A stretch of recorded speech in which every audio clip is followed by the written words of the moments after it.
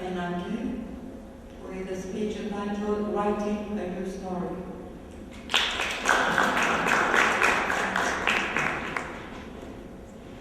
Well, hello, dear audience. Now, the question I have to ask you, do you really think you're ready for another 5-minute speech? Because I have to say, life-changing speeches don't last 5 minutes. There's either the 5-second one, which is not actually a speech, it's just your parents yelling at you in your mid-20s to get out of the house and get a decent job. And there's the long-lasting talk. We all know it, we all have it, which is so long-lasting that you decide to change your life only because you're starting to see boredom as an efficient punishment for your naughty deeds. So, obviously, my dream here is not to change your lives. I'm still having issues fantasizing about my own revival. Of course, we can talk about the wonders of the world, about how amazing and yet unique we are as human beings, about the classical find your inner self advice. However, it is my belief that society, with its advertising industry and people and speeches and books and pictures with funny little quotes written on them, have already given you enough on the matter. We are dreamers, all right, at least we got that thing straight. But I think that the core of the subject is not the process of dreaming itself, but rather what is hopes and dreams and fantasies actually become.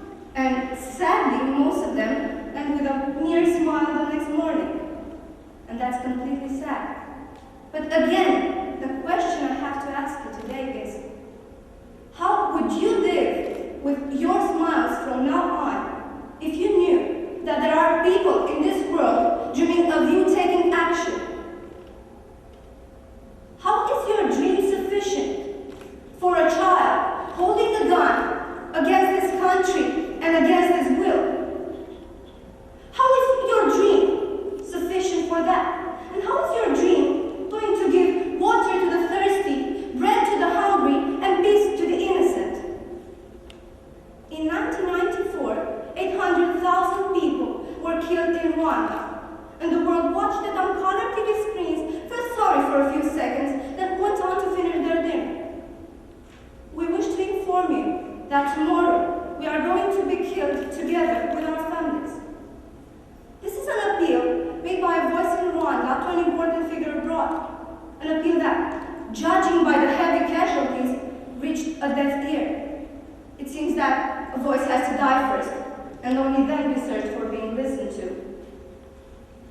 But to prove that the tragedy of Rwanda hasn't taught anything to our world, to our so-called modern society, the tragedy of Darfur followed in 2003.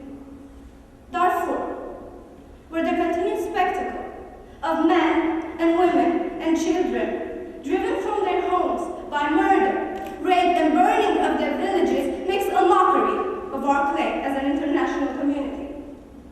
To cite the words of Kofi Annan, the former United Nations Secretary General, another 400,000 innocent souls that received little or let's call it no help. I have not chosen to speak of these two stories because these recently lost lives would value more than others in history. It's the fact that they happened right before my young eyes, during my entire life, until this present moment, that writes a part of my history, and a part of your own personal history, if you may. And that gives me the impression that all this freedom that we receive and is frantically pushed on our throats, well, it's just an illusion. You may ask me if I am dreaming. Sometimes I actually hope I am. They say that your dream can never contain a face that you have never actually seen in reality. Well, in my dream, I have already seen each and every one of your faces. And they were working on this other greater face, one none of us has seen before. And they were working with their hands, with their thoughts, with their words, with their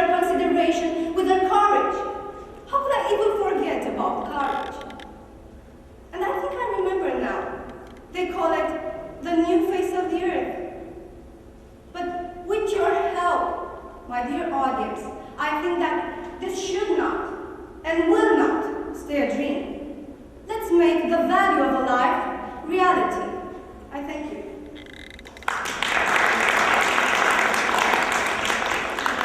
Questions, please.